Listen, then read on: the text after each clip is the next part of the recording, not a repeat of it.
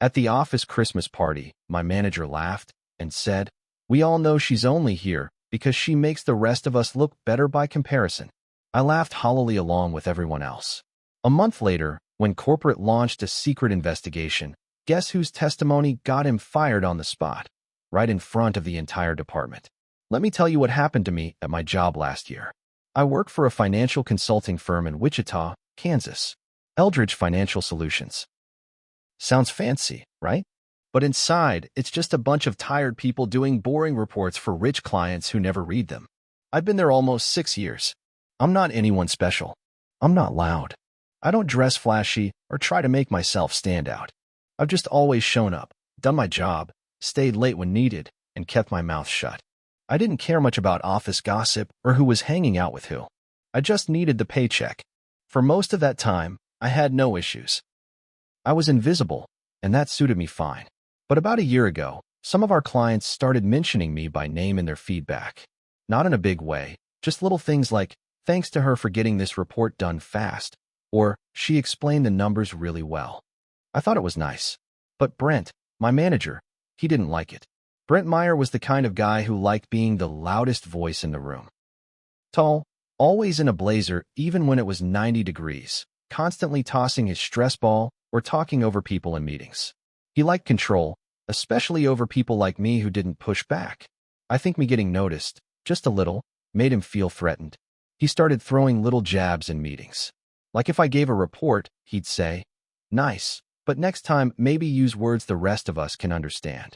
Or if I brought up a suggestion, he'd say, "She's trying, guys. Give her a gold star." Everyone would laugh. I'd smile like it didn't hurt. Then came the Christmas party. The company rented out this event space downtown. It was actually nice. Lights strung up, buffet trays, fake snow in the corners.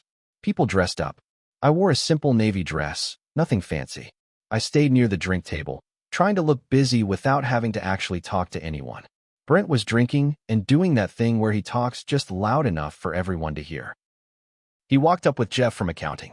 I don't even know how the topic turned to me. Maybe I was just standing there and he couldn't help himself. He looked around and said, laughing, "We all know she's only here because she makes the rest of us look better by comparison." The air went still for a second. Then a few people chuckled. Not loud laughs. Just enough to sting. I felt like someone punched me in the chest. I forced a little laugh. Just one. Then I stared down into my drink and waited 10 minutes before I slipped out. That night, I couldn't sleep. The words kept spinning in my head. The way people laughed. How none of them stood up for me. How I didn't stand up for myself. I decided right then, I wasn't going to just take it anymore. The next morning, I bought a little notebook from the drugstore and started writing things down. Every insult Brent tossed out. Every time he passed off my work as his. Every inappropriate comment. Every bad decision. Every mistake he covered up. I kept dates, times, and witnesses. I also remembered something he bragged about a few months back. How he found a way to charge a few extra hours to a client by logging meetings that never happened. At the time, I didn't think much of it. Now, I wanted to find proof. So I started asking questions. I played dumb. Pretended I was confused about timesheets and client hours. I'd go to coworkers like, "Hey, did we really have a meeting with Bridgewater Tech last Thursday? I don't see it on the calendar." People would shrug and say stuff like, "Nope, but Brent logged it. Probably just covering for something." I'd smile, thank them, and write it down. Eventually, I had enough. Fake meetings. Disrespectful behavior. Telling interns to flirt a little with clients if it helped close a deal. Screenshots, quotes, logs, everything. I didn't trust HR. Brent played golf with our director. He went out for drinks with half of them. If I went to them, they'd bury it. So I sent everything, anonymously, to corporate compliance. No name, just the truth. I didn't expect much. A few weeks passed. Things were normal. Brent was still strutting around, still cracking jokes at my expense. I kept my head down and waited. Then one Monday morning, we got an email. All team members report to the main conference room at 9 a.m. for a department update. We all showed up. Brent was at the front, arms crossed, smirking like he was about to announce a promotion or something. That's when a woman from corporate walked in, holding a thick folder. She didn't waste time. "There has been a formal investigation into department practices regarding billing, ethics, and workplace conduct," she said, straight-faced. We found several violations tied directly to managerial decisions. Brent's smile vanished. He tried to interrupt, but she raised a hand. She started reading off dates. Charges for meetings that never happened. Comments made to staff. Complaints swept under the rug. Then she looked directly at me. We received corroborating testimony, she said. Would you be willing to confirm what you submitted? The room turned. Everyone looked at me. I nodded. Yes. Brent exploded. You're kidding me, right? She's been out to get me since day one. This is some kind of personal grudge. But no one came to his defense. Not Jeff. Not the interns. Not even his drinking buddies from HR. The woman from corporate turned to the security guard who had come in behind her. Mr. Meyer, you're terminated effective immediately. Please gather your belongings. He swore. He tried to argue, but no one listened. They walked him out in front of everyone. Afterward, people came up to me slowly. A few apologized. Some just looked down. No one laughed this time. After Brent was fired, things were quiet for a while. Too quiet. At first, I thought maybe that was it. Justice done. Life moves on. But I should have known better. Getting someone like Brent fired doesn't just end there. Especially when you humiliate them in front of everyone they used to control. About 2 weeks after he was walked out, I started getting weird looks from a few coworkers. Not everyone, just a handful. Ones I didn't talk to much. I'd catch them whispering when I walked past, or suddenly going silent when I entered the break room. I tried to ignore it. People gossip. That's just how it is. But it kept happening. Then one day, I walked into the office kitchen to grab coffee, and 2 junior analysts, Chelsea and Darren, were there. They stopped talking when I came in. I nodded politely, but Darren just looked at me and muttered, "Snitches always get ahead." Huh? I froze. Excuse me. Chelsea gave a tight smile and said, "Nothing. Just talking." I didn't respond. I walked out, heart pounding. A few days later, my manager, the one who replaced Brent, a quiet woman named Nora, asked to meet with me. She seemed nervous. I've had a few people express concerns, she said, that you might be creating a hostile environment by monitoring your coworkers. I stared at her. What? Some team members feel you might be taking notes on them, or reporting small things that should stay in-house. I realized what was happening. Brent was gone, but his stink lingered. Some of his old allies were still around. And now they saw me as a threat. Not just the quiet girl anymore. I was dangerous. I wanted to scream. But instead, I leaned forward and said, calm and slow, I never reported anyone but Brent. And I had reason to. I don't spy on coworkers, and I don't take notes anymore. But if people are breaking rules, that's on them. Not me. Nora looked a little startled, but nodded. I understand. Just wanted to be transparent. After that, I kept to myself even more. I stopped going to group lunches. I didn't join the Slack chats full of memes and jokes. I just worked. Then, 3 weeks later, I got an email. A burner Gmail account. No name. No subject. Just one sentence. Hope you enjoyed your 15 minutes. You're next. I stared at it for a long time. I didn't reply, but I did take screenshots. That night, when I got home, I went through my door and stopped cold. My kitchen window was cracked open, just a little. I never leave it open. Not even when I'm home. I checked everything. Nothing seemed taken. Nothing was out of place. But I didn't sleep well. The next day, I bought a doorbell camera and put locks on every window. I also decided it was time to fight smarter. I took vacation days. 3 of them. During that time, I hired a private tech investigator. Not cheap, but I had savings. I wanted to know who was behind that email. It took 4 days. The investigator called me and said, "You're not going to like this." It was Darren. He had created the account on a work laptop, forgot to mask his IP address when he sent the message. I sent everything screenshots, the investigator's report, the threat to Nora. That same afternoon, Darren was called into HR. He didn't come back out. But that wasn't the end either. Because the deeper I looked, the more I found. Darren and Chelsea and a few others were involved in a side hustle Brent had set up before he got fired. They'd been using company time and data to pitch financial products to clients behind Eldridge's back. Illegal? Maybe not. Unethical? Definitely. It was a ghost of Brent's influence, still poisoning the place. And now I had a choice to make. Let it go, or finish what I started. I sat in my apartment that night, staring at the stack of printed emails and screenshots on my kitchen table. I knew what I had. Client names. Private contact info pulled from our internal database. Side contracts. Brent and his little group had been pushing insurance packages, shady crypto advice, even referrals to outside tax consultants that looked like total scams.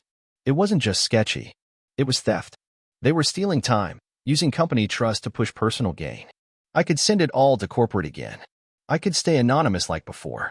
But this time, it would come back on me. No doubt.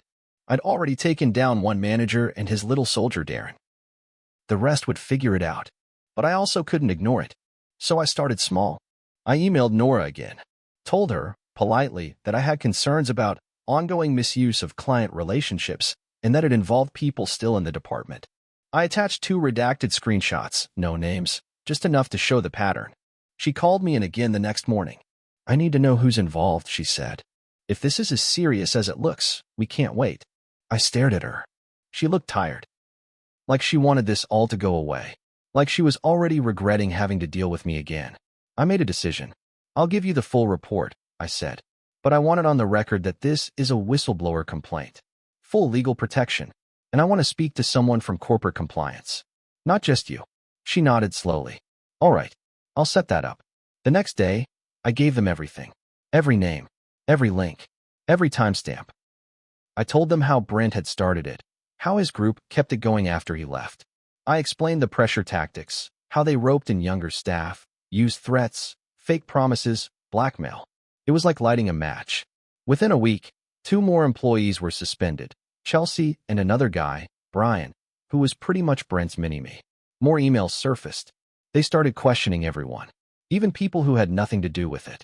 It was chaos, and suddenly, the whole department turned cold.